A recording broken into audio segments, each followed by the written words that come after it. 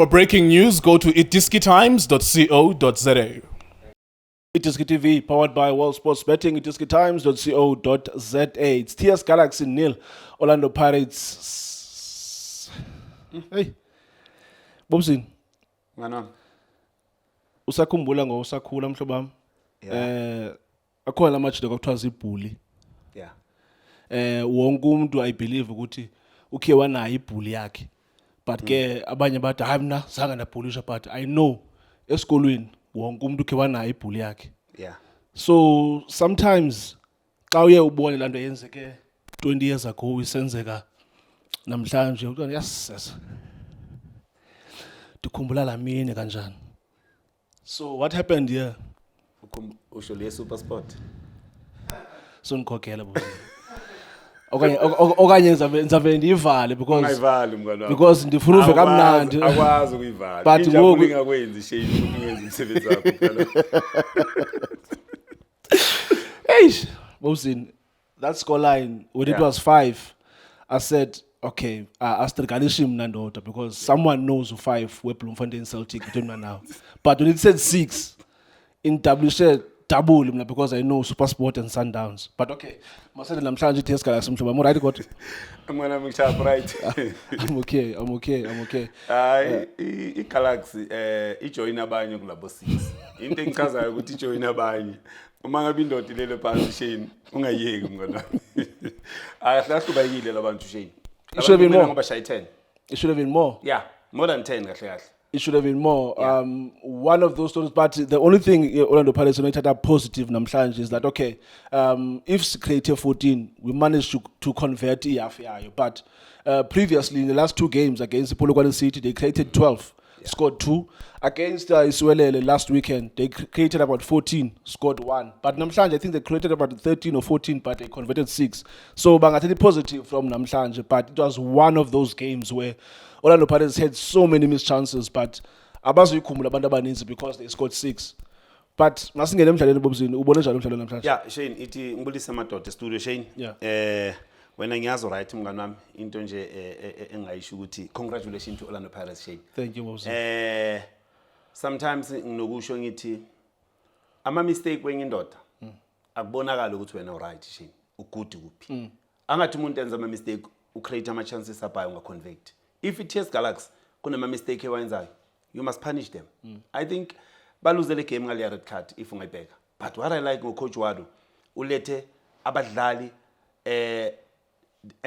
abaningi aba more offensive kule lineup yakhe. Yeah. Phela uma ungathi uyabheka the 2 center back Orlando Pirates, then ungathi unabadlala ama defender awu2, then ufaka uChayini because uHoto it's someone good. He's a natural winger. Exactly. Sibelebele, yeah. It's a winger. Yeah. Then Umbatha can give you something number 8. Yeah. So uyabona ukuthi bonke labadlali balapha bekayivele ngokuthi you know what ngifuna ukuya lapha for ukuthi ngiyothola amagoli mangabe ngiyawathola.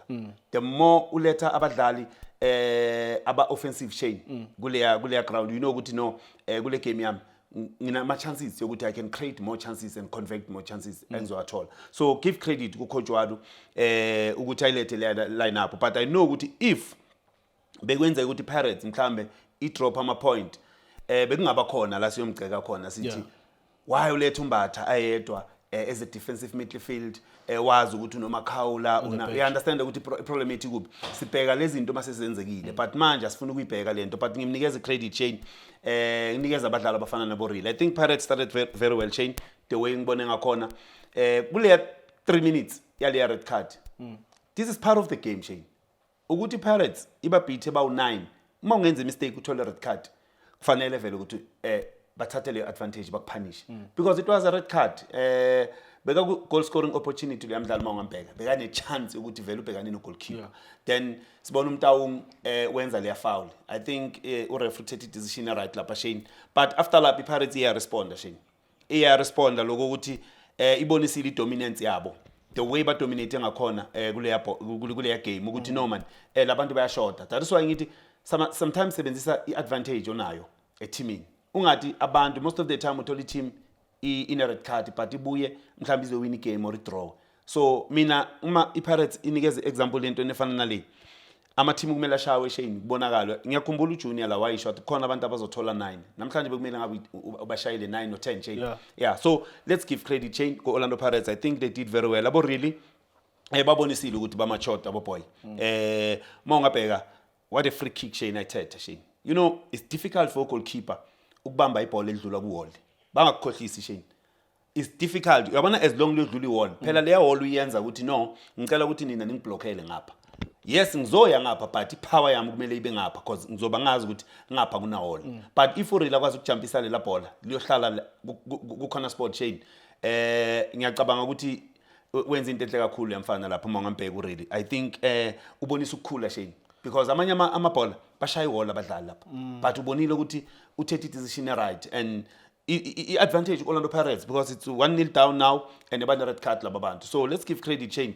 where is due unfortunately abadlali bafana nabo Mbuthuma cishe bafana nabo Matthews Shane kuba nzima for bona ukuthi bathola amagoli Shane and uma ungabheka sometimes ukuba rush eboxini kuyakwenza ukuthi the more ufuna ukurusha ugcina uthathe nama decision wrong Shane ubona abadlali bafana nabo Police you come from the bench but uma ufika ufuna ukwenza ama mistake kwangathi bonga ridanga igame Police started very well ku first round kule season but manje uyambona uyadropa manje kuphakamisa urili manje ufuna ukuthatha yonke lento ayibeke emahlombe akhe Orlando Pirates ngiyakutshela namanje Shane don't allow urili abe khona ku D-line la khona azol receiver khona once aba ku D-line kuningi angakwenza unama option especially njenga today umadlala ka right ubona ukuthi bekadlala agcwalela ngapha just to give usibelebele leya chance ukuthi space ukuthi arane kuso then uHoto uyazi ukuthi umremi uzolivala la line because we know ukuthi umremi umuntu othanda line but really lama interchange wabo bano Diong bekaza azongena la phakathi athola le free roll and bekubanzima for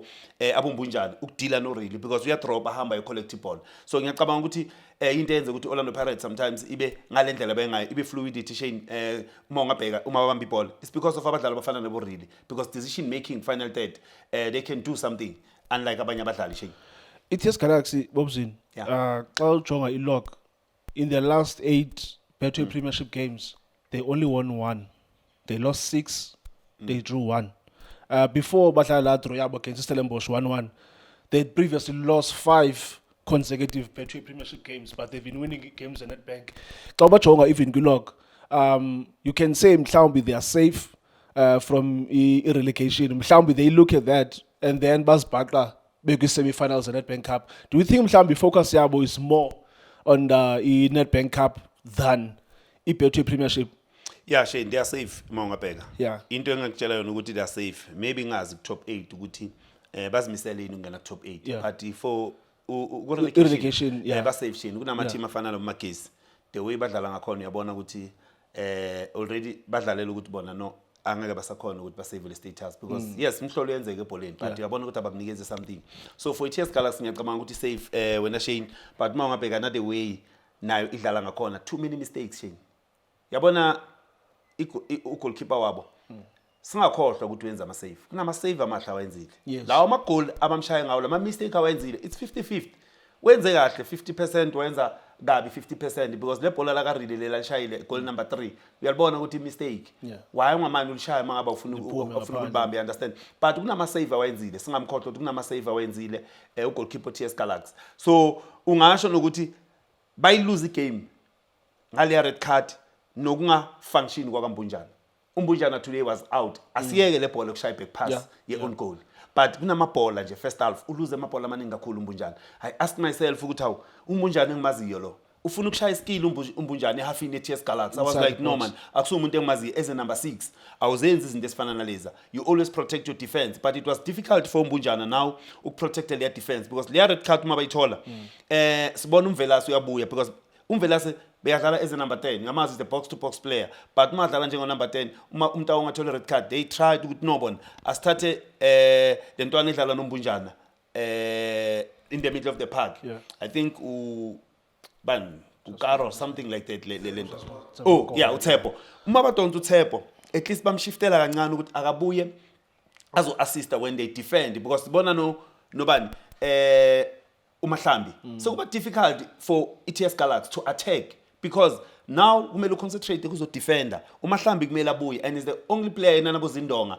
no George lapha mhlambe bengithi bazonikeza iTS Galaxy going forward but now because back leader 1-0 down mina ngimi coach bengingazama Shane ukuthi okay ithi ngibuye ke ngizodlala i4-4-1 ithi ngidrope istriker sibuye imvela sengiyabuya uzodlala la unabadlali abafana noMaduna ngiyacabanga ukuthi uthethe isikhathi ukuthi umlethe uMaduna because you must control the midfield ukuthi manje bangasang break because iOrlando Pirates bayithola lama space la ku D-line and uma ithola lawo ma space lawo kulula for wena ukuthi bakupunishe because abombonjana uyabona abazicommit the ujwala abombonjana basicommit ngakhona so uyabona ukuthi the quality Orlando Pirates the creativity abanayo abadlali abafana nabo Real kuba nzima for bona abombonjana ukuthi they can do something so for me Shane ngiyacabanga ukuthi bengakwenza lokho ukuthi ngizama ukudefenda le 1-0 ngizitshela ukuthini ngizophuma ngecounter because uMahlambi une speed uma ngabe ngithole leyo chance yokuthi ngidlalise uGeorge then we can go and join uGeorge but what TS Galaxy is doing une red card bakuleader nga 1-0 ufuna uya all out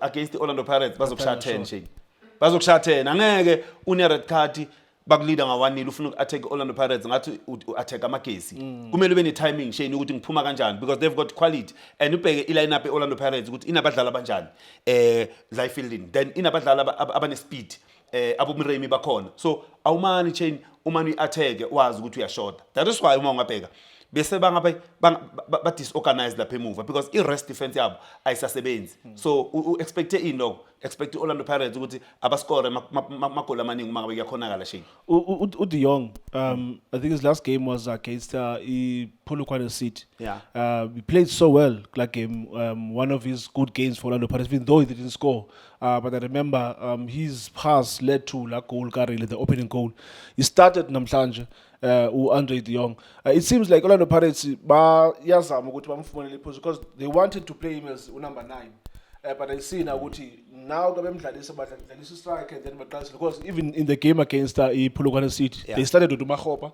they played with De Jong behind him namhlanje started with Mbuthuma played with De Jong behind him what do you think they've identified in De Jong? Do you think mhlawumbe noba they've realized ukuthi he's not a natural number 9 but he can play he's very good next to box do you think mhlawumbe identify le lonto le yeah bayibonile Shade because uma ungabheka ukumletha azodlala as a number 10 into ebacabanga ukuthi ila a good khona uDe Jong but into ngibona ngathi iyamshaya manje ukuthi kulama team bekadlala kuwo bekathola free roll too much but now ngathi unlimited because uma ngaya kulama winger kunabadlala abakhona kulawa ama winger nomdlalo ofana no Real uyayidinga le free roll so ngiyacabanga ukuthi into emlimitayo yilento ukuthi kunama kule field kunala khona angamelanga atholakale khona uma ungathi uyambheka so ilento engicabanga ukuthi but uma umazi from kuba Stellenbosch Amazulu then kubo Mamkhize bekatholakala everywhere because uyazi ukuthi I'm a key player and ngine free roll even if ngilose ibhola